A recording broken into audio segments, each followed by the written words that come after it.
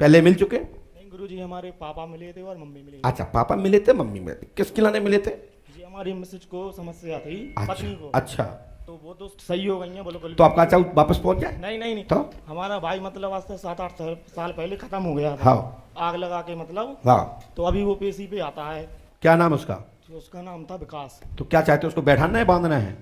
नहीं, वो जी बोलता तुम गुरुजी से मिलो, हमें तुम्हारे घर में आना है दोबारा से। अब हमने ये लिखा, सुनो, आपने तो मुझे बताया नहीं। नहीं बताया। हमने लिखा विकास कुमार का पुनर्जन्म होगा, घर में प्रेत रूप में है, इस समय खेल रहा है, स्थान लेना चाहता है, स्थान दीजिए, आशीर्वाद है। विकास स्थान लेना चाहता है, विकास स्थान दीजिए, सफलता मिलेगी, आशीर्वाद है। वो गुरुजी वो बोल रहा है कि हमें घर में ही आना है तो तुम्हारे। क्या तुम्हारे हुआ है, तुम्हारी पत्नी का ही हुआ है? नहीं ऐसे बोलता है, गुरुजी से मिलो तुम। अरे तो क्या गुरुजी को चाहिए? का गुरुजी से मिलो, तुम दोनों सलाह करो, क्यों चाहिए? बच्चा के रूप में चाहिए कि पितृ के रूप में चाहिए, कि स्थान बनाना है कि मुक्त कराना है? क्या चाहते हो, बोलो।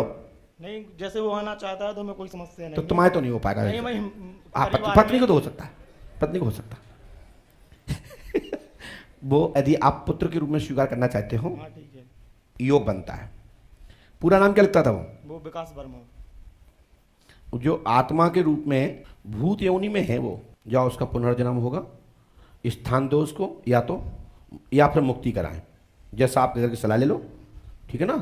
जैसा आप सोच लेंगे वैसे। योग तो इसका घर में जन्म लेने का है।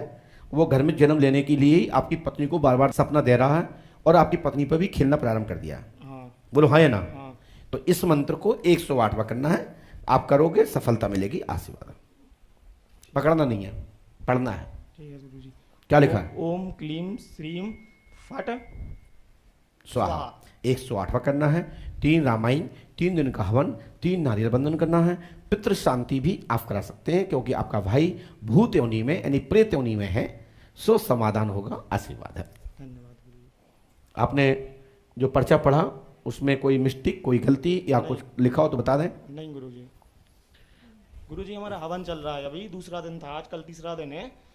तो पहले वाली समस्या थी वो तो सब हल हो गई है, उसकी कोई समस्या नहीं है अब। तो आप तो जन्म लेवी वाली तो है। अब हमारे पास मशीन तो है नहीं कि यहाँ से बटन दबाए होते उसने कर जाए फैक्स की तरह। अब जो ये बाकी प्रक्रिया है, उसका गर्भाधान की प्रक्रिया है, उसके लिए उसकी मुक्ति कराने की प्रक्रिया है, उसको कैसे जन्म लेना है, उसके लिए हनुमान पंच अखाड़े में उससे सलाह लें कि हमको पहले स्नान कराएं, फिर हमको मुक्ति के लिए ज्ञा ले जाएं। ज्ञा में मुक्ति के बाद वहाँ पे कुछ दिन का समय विश्राम करें, पत्नी अपने जाकर के प्रार्थना करें, और वहाँ से मांग के ले आएँ, वहाँ की कोई फूल फल को लेके आएँ। कुछ समय बीत जाने के बाद भगवान के चरणों में वो रखा हुआ फल प्रसाद को, मतलब फूल को पालें, गर्भाधान हो जाएगा। आपका पितृ, आपका पूर्वज घर में जन्म लेता है। इस प्रकार का विधान हमारे विद्वानों ने बताया है। और बहुत सारी हमारी जो संविधान है, हमारा गरुड़ पुराण के हवाले से कई प्रेत आदि आत्माओं की मुक्ति के साधन किए हुए मानव के द्वारा जो कर्म होते हैं उसके आधार पर उनको दंड मिलता है, उनको योनियां मिलती हैं, उन प्रकार के उनके साथ प्रायश्चित के लिए उनके साथ क्या क्या घटना घटती हैं, वो हमारा संविधान मानव के द्वारा जो परलोक बिगड़ता है, आपका लोक बिगड़ता है, उसका संविधान हमारा गरुड़ पुराण है। और गरुड़ पुराण के आधार पर ही उसको कोटि प्राप्त होती है, उसी प्रकार का दंड प्राप्त होता है। बोलिए श्री पंडोकर सरकार की। आप हनुमान पंचखाड़े में उनको बैठा के 3 दिन, कौन कौन दिन?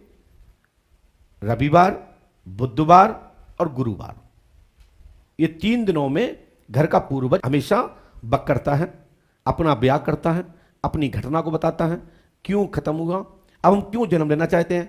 उसकी यदि आयु शेष है तो वो फिर पुनः घर में आके जन्म लेता है। यदि उसकी आयु इतनी ही है और पूर्व कभी किसी को धोखा दे के आया, किसी के साथ ऐसा कभी किया था, तो उसको फिर प्रेत योनि में, भूत योनि में भटकना पड़ा। ठीक है, इसके ये लक्षण है, बाकी इसे समय पर बताएंगे। जय श्री राम, जय परमेश्वर। गरुड़ पुराण हमारे यहाँ विशेष हिंदू धर्म में, हमारे सनातन धर्म में विशेषकर सभी संस्कार कराए जाते हैं। सभी पुराण के संस्कार के अंतर अंतिम संस्कार जो हमारे यहाँ बोलते हैं दाह संस्कार, उसके बाद जो हमारे यहाँ त्रयोदशा है, एकादशा है, 26 है, 16वीं है, जैसे संतों में कई कई संप्रदाय में है।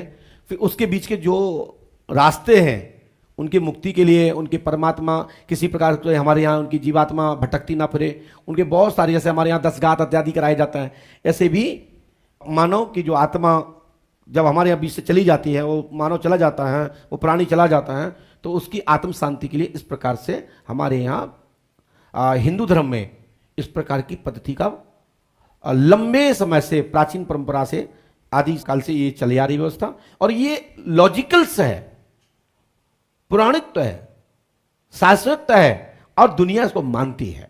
हम अभी जहां गए थे वहां भी दाह संस्कार होता है, वहां भी त्रियोदश सत्यादि होता है। जो भारत में है वो देवता है, और जो भारत से बाहर जाकर के अपना झंडा गाड़ी हो सनातन धर्म का, वो प्रचारक हैं, और राक्षसों के अंदर भी प्रेरणा देकर के दुष्ट आत्माओं को जागृत करके भारतीय संस्कृति से जोड़कर उनको मुक्त करा देते हैं, उनका लोक बनवा देते हैं, परलोक भी सुधार देते हैं। बोलिए पंडोकर सरकार की।